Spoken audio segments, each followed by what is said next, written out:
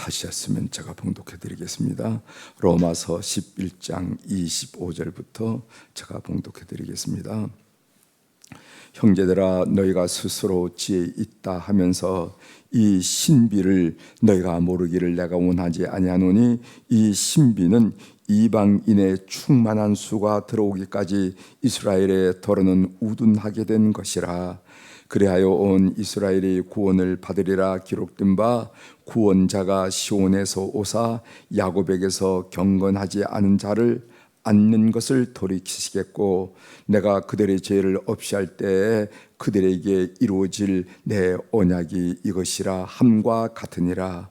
복음으로 하면 그들이 너희로 말미암아 원수된 자요, 택하심으로 하면 조상들로 말미암아 사랑을 입은 자라. 하나님의 은사와 부르심에는 후회하심이 없느니라. 너희가 전에는 하나님께 순종하지 아니하더니 이스라엘이 순종하지 아니함으로 이제 긍휼을 입었는지라. 이와 같이 이 사람들이 순종하지 아니하니 이는 너희에게 베푸시는 긍휼로 이제 그들도 긍휼을 얻게 하려 하심이라. 하나님이 모든 사람을 순종하지 아니하는 가운데 가두어 두심은 모든 사람에게 긍휼을 베풀려 하심이로다. 깊도다 하나님의 지혜와 지식의 풍성함이여 그의 판단은 헤아리지 못할 것이며 그의 길은 찾지 못할 것이로다. 누가 주의 마음을 알았느냐? 누가 그의 모사가 되었느냐? 누가 주께 먼저 들여서 갚으심을 받겠느냐? 이는 만물이 주에게서 나오고 주로 말미암고 주에게로 돌아감이라. 그에게 영광이 세세 있을지어다. 아멘. 36절까지 마저 읽었습니다.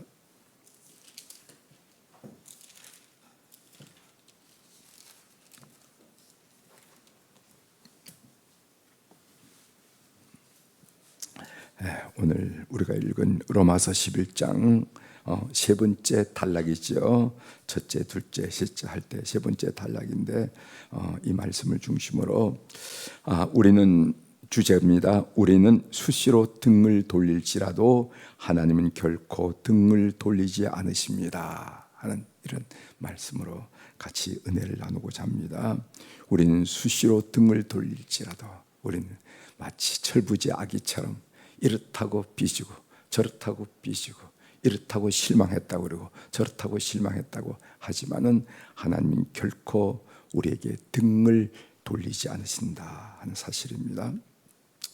여러분, 들어본 직한 이야기죠. 1941년 나치 독일군에 쫓긴 60만 명에 가까운 영불 연합군이 프랑스 해안에 직결해 토보 해협을 건너서 영국으로 철수하려고 했습니다. 그러나 히틀러의 100만 나치 군대는 이런 압도적인 공격력을 앞서서 이런 어떤 철수 작전을 가만둘 리가 없었죠. 이때 영국 국민은 하나님께 기도했습니다. 영국 국민이 하나님께 기도했어요. 바다 작전, 바다 사자 작전, 오퍼레이션 시 라이온, 이렇게 명명이 되던 이 작전이 벌어졌는데, 그 당일 새벽에 짙은 안개로 한치 앞을 볼 수 없었던 독일 공군은 폭격을 포기하고 돌아가고 말았습니다. 보유야 폭격을 할 거 아니겠어요? 결국 고깃배와 뗏목 등 물에 뜰 수 있는 것은 다 동원한 영불 양국의 필사적인 노력으로 한 명의 사상도 없이 연합군 무사히 영국으로 철수할 수 있었습니다. 그리고 이 군대, 이 병력은 후에 시실리와 아프리카에 투입돼서 전세를 뒤집는 데 결정적인 역할을 한 그런 군대가 되었습니다. 역사는 기도하는 자가 만듭니다. 믿으시길 바랍니다.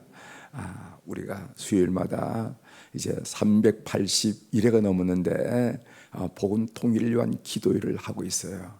이거 어떤 분은 답답한 기도를 언제까지 해야 되는가 이런 생각을 혹여 하실 줄 몰라요. 그러나 역사는 기도하는 사람이 만듭니다. 성경에 보면 엘리야는 우리와 성정이 같은 사람이었지만은 기도를 통해서 비를 오게 함으로 이 땅을, 그 땅을 고치지 않았냐 말이죠. 메마른 땅을 고치지 않았냐 말이죠. 그래서 사람의 크기는 기도의 크기와 비례해요. 그 사람이 얼마나 깊은 영성을 가졌느냐, 얼마나 깊은 마음을 가졌느냐, 이것은 그 사람의 그 기도의 크기가 얼마가 되느냐, 이거와 비례합니다. 어떤 분은 고작 자기 가족 그 범주를 벗어나지 못해, 그냥 앉아나서나 자기 가족.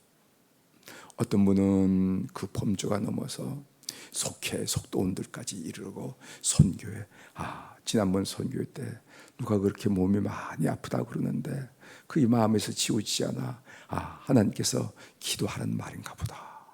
하나님, 그분이 내 형제인 것처럼, 내 자매인 것처럼 생각하고 기도하는, 이 넓어진 거잖아요. 어떤 우리 사회를 위해서, 국가를 위해서. 또 어떤 분은 그 TV를 통해서 전쟁의 소식을 듣고, 어떤 사람은 아이고 이렇게 하고 지나가는데, 어떤 사람은 그 마음에 크게 도전이 돼서 하나님께서 저 장면을 나에게 보여주신 것은 기도하라는 뜻이구나 하면서 그 문제를, 그 영상을 지우지 못하고 기도하는 분들이 있다는 거죠. 나라를 위해서, 인류 평화를 위해서, 이 땅을 위해서 기도한 사람. 그래서 여러분, 기도의 크기, 기도의 함량은 그 사람의 크기입니다. 사람이 키가 크거나 무슨 돈이 많다고 큰 사람은 절대 아니에요. 그 사람의 기도의 깊이와 넓이가 어느 정도가 되느냐 따른다는 거죠. 기도하면 기적이 일어난다. 이렇게 영불연합군이 프랑스 해안에서부터 영국으로 철수하는 이 엄청난 작전, 이것이 바로 기도를 통해서 일어난 것처럼 여러분 삶 속에도 기도하면은 이런 놀라운 일들이 일어나는 것을 우리 새벽 기도꾼들은 절대로 잊으면 안 됩니다. 아이고, 이렇게 새벽에 하는데 또 무슨 일이, 그렇게 생각하지 마시고 기대하시고 끊임없이 기도하는 여러분이 되시길 바랍니다. 오늘 이 본문을 좀 살펴보는데, 본문은 온 이스라엘이 구원받을 것이라는 내용을 담고 있습니다. 여기에 아주 특별한 단어가 나오는데 온 이스라엘이라 하는 단어가 나와요. 온 이스라엘. 여러분, 이 온 이스라엘을 관심을 가지면요, 요한계시록에도 온 이스라엘이라는 단어가 나옵니다. 예언자들 속에서도 온 이스라엘이라는 단어가 나와요. 그래서 예언자들은요, 온 이스라엘을 어떤 개념으로 말했냐면은 북이스라엘 왕국, 남이스라엘 왕국이 통일되어서 하나님께 영광을 돌릴 때 온 이스라엘이라는 말을 하고 있어요. 그런데 오늘 바울 사도는 언제 온 이스라엘이라 말하냐면은, 온 이스라엘 말하냐면은 먼저 예수 그리스도로 먼저 구원받은 이스라엘 백성, 그리고 오늘 또 말씀드리겠지만은 이방인들의 수가 다 차고 그 다음에 구원받을 이스라엘 백성, 이렇게 해서 전후 예수 그리스도로 구원받은 이스라엘 백성들을 말할 때 온 이스라엘이라 이렇게 표현합니다. 그리고 요한계시록에서 온 이스라엘이라 하는 말이 나오는데 거기에 온이란 말이 나오거든요. 그 온 이스라엘이라는 말은 무슨 말인가 하면은 구약과 신약에 구원받은 전체 무리를 온 이스라엘이라고 해요, 영적으로. 그래서 이런 단어가 그렇게 진행된다 하는 것을 여러분들이 배우시면 큰 은혜가 되리라 생각합니다. 오늘 내용이 어떻게 진행되면, 지금은 소수의 이스라엘만 믿고 다수의 이스라엘은 믿지 않고 있지만, 두 번째, 이런 상황은 이방인들이 충분히 돌아올 때까지만 지속될 것이다. 때가 되면은 다수의 이스라엘도 이방인처럼 하나님의 긍휼을 잊게 될 것이다. 그래서 온 이스라엘이 구원받게 될 것이다. 이것이 바로 바울이 고백하는 내용이에요. 다시 한번 말씀드립니다. 오늘 여러 가지 대화가 이렇게 돼서 조금 복잡하고 여러분 로마서 이해하기 어렵잖아요. 그런데 오늘 그 본문의 내용이 뭐냐면은, 지금은 소수의 이스라엘만 믿고 구원받지만은 다수의 이스라엘은 믿고 않고 있지만은, 두 번째로는 이 상황은 이방인들이 충분히 들어올 때까지만 지속될 것이다. 때가 되면은 다수의 이스라엘도 이방인들처럼 하나님의 긍휼을 잊게 될 것이다. 네 번째, 그래서 온 이스라엘이 구원받게 될 것이다. 이것이 바울 사도의 소망이고 또 확신이에요. 확신. 이 이야기를 오늘 본문을 좀 구체적으로 살펴보면서 해보도록 하겠습니다. 자, 25절 읽겠습니다. 형제들아, 너희가 스스로 지혜 있다 하면서 이 신비를 너희가 모르기를 내가 원하지 아니하노니. 조금 전에 말씀드린 이 이치가 바로 바울은 신비라고 말했습니다. 이 신비를 너희가 모르기를 내가 원하지 아니하노니, 이 신비는 이방인의 충만한 수가 들어오기까지 이스라엘의 더러는 우둔하게 된 것이라, 이렇게 말했어요. 여기 보면 너희가 하는, 형제들은 너희가 스스로 지혜 있다 하면서 너희가 라는 말은 누구를 가리키냐면은 믿지 않은 이스라엘에 대해서 우월 의식을 갖고 있는 이방인 그리스도인들을 대해서 말하고 있습니다. 로마 교회는 주로 이방인 그리스도인들이 중심이 됐어요. 로마 교회가. 그래서 그 로마서에서 로마 교인들을 향해서 하는 얘기입니다. 믿지 않은 이스라엘에 대해서 너희들 의식 속에 우월 의식을 가지고 있는데, 이런 이방인들을 향해서, 이방인 그리스도인에서 너희가 스스로 지혜 있다 하면서 라고 말씀을 꺼내는 것입니다. 여기 보면 마지막 절에 이스라엘의 더러는 우둔하게 된 것이라, 이 말은 무슨 말이냐면은 이스라엘이 일시적으로 믿음을 갖지 않은 상황을 이렇게 말하고 있어요. 이스라엘 중에 대부분이 일시적으로 믿음을 갖지 않는다 한 말이죠. 여기에 보면은 이방인의 충만한 수가 들어오기까지라는 말씀이 있습니다. 이것은 이방인들이 아주 많이 대대적으로 충분히 구원의 영역 안으로 들어올 때까지라는 거예요. 우리가 이방인일까요? 이방인이 아닐까요? 우리는 이방인입니다.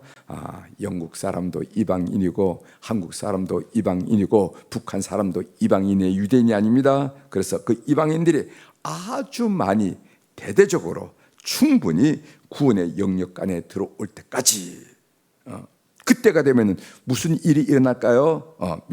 일어난 일이 나옵니다. 믿음이 없는 이스라엘도 시기하는 단계를 거쳐서 수용하는 단계가 될 것이다, 이거죠. 두 사람들이 뭐 구원받아서, 유대인들이 구원받지 못한 유대인들, 이스라엘 사람들이 그렇게 생각하다가 시기하다가 이제는 그 예수 그리스도를 받아들이는, 수용하는 단계에 이른다. 그래서 이스라엘이 예수 그리스도를 믿음으로 돌아오게 된다 한다는 거죠. 그 말씀이 26절 바로 나옵니다. 26절, 그리하여 온 이스라엘이 구원을 받으리라 기록된 바. 그래서 이것은 바울 사도가 아이디어를 낸 것이 아니라 이미 이사야서에 예언을 했다는 겁니다. 예언을 했다는 거예요. 그래서 기록된 바 하면서 그 말씀이 나오잖아요. 그리하여 온 이스라엘이 구원을 받으리라. 여기 온 이스라엘이라는 것은 지금 믿는 소수의 이스라엘과 플러스 지금 믿지 않지만 장차 믿을 다수의 이스라엘을 합쳐진 전체 이스라엘 민족을 오늘 바울 사도께서 온 이스라엘이라 이렇게 표현하고 있음을 우리가 압니다. 28절 보겠습니다. 28절, 복음으로 하면 그들이 너희로 말미암아 원수된 자요, 택하심으로 하면 조상들로 말미암아 사랑을 입은 자라. 여기에 복음으로 하면 그들이라는 것은 그들은 믿지 않은 이스라엘을 말하는 겁니다. 믿지 않은 이스라엘 말하는 거예요.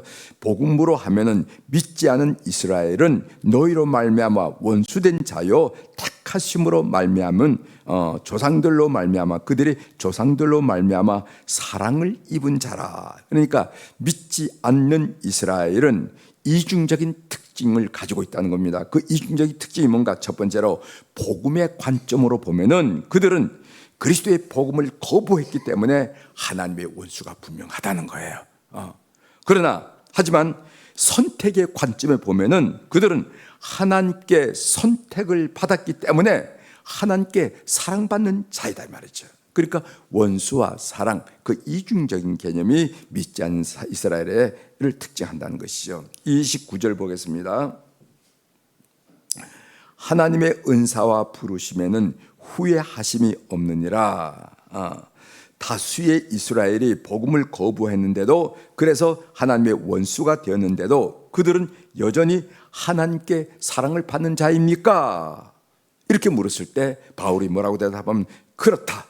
왜냐하면 하나님은 부르심에 후회하심이 없기 때문이다. 이렇게 지금 바울 사도께서 말씀을 주고 계신다는 거죠. 하나님은 절대로 그들을 포기하지 않는다는 거예요. 이제 32절로 넘어갑니다. 32절. 하나님이 모든 사람을 순종하지 아니하는 가운데 가두어 두심은 모든 사람에게 긍휼을 베풀려 하심이로다. 이방인도 이스라엘도 불순종했다는 것입니다. 그래서 모든 사람을 순종하지 아니하는 가운데 가둬뒀다 이렇게 표현했죠. 그러나 하나님은 이들 모두에게 긍휼을 베푸신 분이라는 것이죠. 이방인들에게도 긍휼을 베푸시고 유대인들에게도 긍휼, 이스라엘에게도 긍휼을 베푸셨다는 거죠. 바울은 이런 하나님의 긍휼을 근거로 꺾인 이스라엘이 다시 접붙여질 것을 간절히 소망하면서 굳게 확신하고 있음을 보게 된다는 것이죠. 33절입니다. 깊도다 하나님의 지혜와 지식의 풍성함이여. 바울은 하나님을 소리 높여 찬양하면서 동족 이스라엘 문제를 다루는 로마서 9장부터 11장의 대단원을 마무리 짓는 것을 우리가 보게 됩니다. 우리는 로마서 9장, 10장, 11장 이 세 장을 공부하면서 바울의 동족 이스라엘에 대한 사랑을 흠뻑 느끼게 됐어요. 여러분 로마서가 전체가 몇 장이냐면 16장을 다루는 가운데 거기에 9장, 10장, 11장에 어디에다 집중하냐면 자기 동족 이스라엘에게 집중하는 바울의 모습을 보게 돼요. 근데 바울이 이렇게 집중하게 되는 건 바울이 가는 곳마다 그 동족으로부터 박수를 받고 지지를 받고 찬사를 받고 우리에게 위대한 사도 바울이 태어났다고 존경을 받기 때문에 그런 얘기야. 가는 곳곳마다 유대인들의 핍박을 받아. 그럼에도 불구하고 동족 이스라엘을 끝까지 생각하면서 오늘 고백하고 있는 이 바울의 모습을 보면서 바울의 진정성이 느껴진죠. 전 이 부분을 그 마지막 33절 이런 하나님의 신비를 찬양하는 이 모습을 통해서 저희 마음속에 어떤 마음이 들었냐면 바울이 진정으로 그 민족을 사랑하는 거구나. 자기를 핍박하고 박해하고 내모는 그 자기 동족을 사랑하는구나. 그렇다면 바울에게 있어서 구원은 어떤 의미이기 때문에 이렇게 핍박하는 자기 동족을 해서 끝까지 붙들고 있을까? 그에게 천국은 무엇이고 그에게 지옥은 무엇일까? 이런 생각이 들더라고요. 여러분들이 천국과 지옥에 대한 확실한 것을 여러분이 안다고 그런다면 여러분들이 가족을 그냥 놓을까요? 여러분 친척을 그냥 놓겠습니까? 여러분들의 형제 자매를 그냥 놓을까요? 여러분들의 사랑하는 친구들 그냥 놓겠습니까?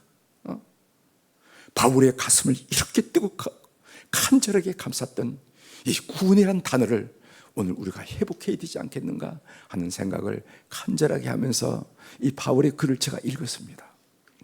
하나님의 음성 듣기로 좀 말씀을 드리려고 하는 것은 29절의 말씀이에요. 하나님의 은사와 부르심에는 후회하심이 없느니라 믿으시기 바랍니다. 우리는 하나님께 수시로 등을 돌릴지라도 그분은 결코 등을 돌리지 않으십니다. 하나님은 우리에게 등을 돌리지 않는다라는 말은 우리에게 무엇을 의미하는가 하면은 우리에게 언제나 회복의 소망이 있다라는 것을 우리에게 의미해 주는 말씀이에요. 하나님이 우리를 포기하셔서 지옥 가는 것이 아니라 우리가 끝까지 하나님을 거부하기 때문에 지옥 간다는 사실을 여러분 아셔야 됩니다. 하나님의 긍휼이 모자라거나 하나님의 사랑이 모자라거나 그러다가 하나님이 포기했기 때문에 우리가 지옥 가는 것이 아니라 우리가 끝까지 하나님을 거부했기 때문에 우리가 불행을 겪고 우리가 멸망된다 한 사실을 오늘 이야기해요. 저는 어제 하나님의 은사와 부르심에는 후회하심이 없느니라 이 말씀을 좀 묵상을 해봤어요. 그러면서 이렇게 하나님께 기도를 드렸습니다. 하나님 저 목사로 부르신 거 솔직히 말해보세요. 후회하고 계시지요? 이렇게 물어봤습니다. 왜냐하면 실수도 많고 부족함도 많다는 것을 저 자신 너무도 알기 때문에 후회하고 계시죠? 그랬더니 하나님이 뭐라고 말씀하셨냐면 하나님의 은사, 사실 우리 시킨 건 은사와 부르심에는 후회함이 없어. 나 후회하지 않아 하는 그런 말씀. 여러분들이 어떤 직분으로 어떤 사역으로 부르셨던 간에 하나님은 여러분들은 후회하지 않고 기대하고 있다는 것을 꼭 믿으시길 바랍니다.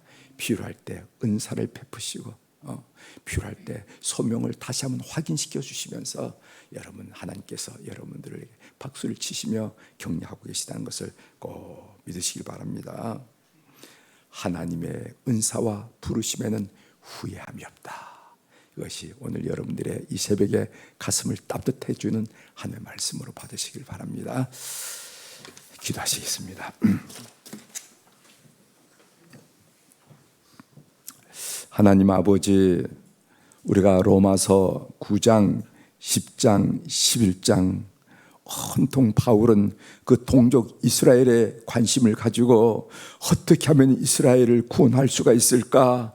그는 심지어 차라리 내 이름이 생명록에서 지워진다 하더라도 내 이스라엘 내 동족이 구원받았으면 좋겠다 하는 그런 고백을 하면서 9장, 10장, 11장을 거쳐 나와 마지막에는 그 하나님의 신비를 찬양하는 찬양으로 마무리 짓는 것을 우리가 읽으면서 바울 사도의 진정성이 흠뻑 느껴졌습니다. 그가 가는 곳곳마다 박수를 받고 찬사를 받고 영광을 받는 그런 동족이 아니라 어쩌면 가는 곳곳마다 비난과 비판과 핍박과 박해를 하는 그 동족이었지만은 그는 구원을 알았기 때문에 그 동족 이스라엘에 대한 마지막 호소를 하나님께 올려드리며 마지막 기대와 확신을 고백하며 우리 하나님을 찬양하는 모습을 우리들에게 보여줬습니다. 주여, 우리 모든 새벽기도 성도들 마음속에 구원이란 의미를 새롭게 새기게 도와주시고 지옥이란 단어의 의미와 천국이란 단어의 의미, 영생이란 단어의 의미와 멸망이란 단어의 의미를 다시 한번 새길 수 있는 우리 은혜를 허락하여 주시옵소서. 특별히 우리들에게 하나님의 은사와 부르심에는 후회하심이 없느니라. 우리가 주님 앞에 여러 가지 직분과 직임을 맡았지만은 우리 스스로도 마음껏 그 직임을 감당하지 못해서 하나님께 슬금슬금 눈치를 보고 있는 우리들에게 미소 지으면서 아니야, 잘하고 있어, 애쓰고 있단다. 하나님의 은사와 부르심에는 후회하심이 없는 법이야 하면서 우리를 격려하시는 주님의 음성을 다시 한번 듣고 우리 사랑교우들이 이 새벽을 맞이할 수 있도록 은혜를 베풀어 주셔서 참 고맙습니다. 하나님, 오늘 또 우리 사랑교우들이 주님 앞에 귀한 1,000번째 헌금을 비롯해서 각가지 종류의 헌금을 이 새벽제단 풍성히 주님 앞에 올릴 수 있도록 은혜를 베풀어 주셔서 하나님 감사합니다. 하나님, 이 물질은 사연이 있는 물질입니다. 그냥 오고 가는 유통하는 그런 물질이 아니라 우리의 사연이 있는 물질, 주님께서 하감하시고 연락하시고 기억하시고 축복하여 주시옵소서. 그래서 이 오목하고 냉엄한 세상살이지만은 항상 하나님이 우리와 함께 하시고로 말미암아 예수의 이름으로 승리하는 것을 삶의 현장에서 날마다 고백하는 주의 백성들 다 될 수 있도록 은총을 베풀어 주옵소서. 오늘 화요일 날은 우리 교회 어른들, 우리 안나 여선교회 회원들을 비롯한 어른들, 그리고 모세 남선교회 회원들을 비롯한 남자 어른들을 축복하면서 기도합니다. 가정에도 젊은이들만 법석을 떠는 것보다도 연세가 높은 어른들이 기도하고 축복할 때 가정이 든든하고 안정성이 있고 전통이 있고 그리고 무게가 있는 것을 느끼는 것처럼 우리 몸된 교회에 이렇게 교회 어른들이 있어서 그 젊은 날의 미혹과 유혹을 뿌리치고 하나님을 섬겼던 그 혼란, 그 기도와 봉사와 헌신의 그 아름다움이 묻어있고 축적이 된 이 교회에서 신앙생활을 할 수 있도록 은혜를 베풀어 주셔서 하나님 참 감사합니다. 주님, 동력에 밝아오는 태양이 창엄한 것처럼 저녁 노을에 그 화려함과 그 아름다움도 찬란하고 찬탄함한 것을 우리가 경험합니다. 우리 모든 연세에 어른들을 축복하여 주셔서 그들의 마지막 여생이, 그 마지막이 아름답고 아름다울 수 있도록 은총을 베풀어 주옵소서. 끝이 좋아야 다 좋다는 말이 있는 것처럼 그들의 끝이 정말 하나님 은혜 안에서 좋을 수 있도록 복비러 주옵소서. 그래서 그들 심령 속에는 천국 소망으로 가득 차고 그들 마음 속에는 하나님이 함께 하심으로 감사가 마르지 않고 그들의 삶 속에는 강건함을 통하여 마지막 순간까지 예배당을 출입하면서 하나님께 예배하고 기도하는 그런 귀한 어른들이 다 될 수 있도록 도와주옵소서. 무엇보다도 그들의 후손을 축복하여 주옵소서. 아들과 딸들을 기억하여 주시고 손자 손녀들을 기억하여 주셔서 믿는 가정이 어떤 축복을 누리고 있는지 말씀이 약속하신 대로 누리는 가정들 다 될 수 있도록 은총을 베풀어 주옵소서. 그들에게 베푸는 축복이 우연으로 여기지 않게 하시고 하나님의 약속의 성취로 느껴지면서 늘 하나님을 사랑하는 믿음이 계대되는 후손이 되도록 역사하여 주시옵소서. 오늘 또 하늘의 주권과 땅의 주권을 가지신 우리 주님의 권세 있는 이름, 그 놀라운 이름, 역사의 주관자 되신 이름으로 이 새벽에 선포합니다. 내 영혼이 잘된 같이 범사가 잘되고 강건한 축복을 우리 사랑하는 교우들이 누리게 도와 주시옵소서. 감사드리며 예수님의 이름으로 기도 올리옵나이다. 아멘. 하늘에 계신 우리 아버지시여, 이름이 거룩히 여김을 받으시오며 나라가 임하시오며 뜻이 하늘에서 이루어진 것 같이 땅에서도 이루어지이다. 오늘 우리에게 일용할 양식을 주시옵고 우리가 우리에게 죄진 자를 사하여 준 것 같이 우리 죄를 사하여 주시옵고 우리를 시험에 들게 하지 마시옵고 다만 악에서 구하시옵소서. 나라와 영광이 아버지께 영원히 있사옵나이다. 아멘.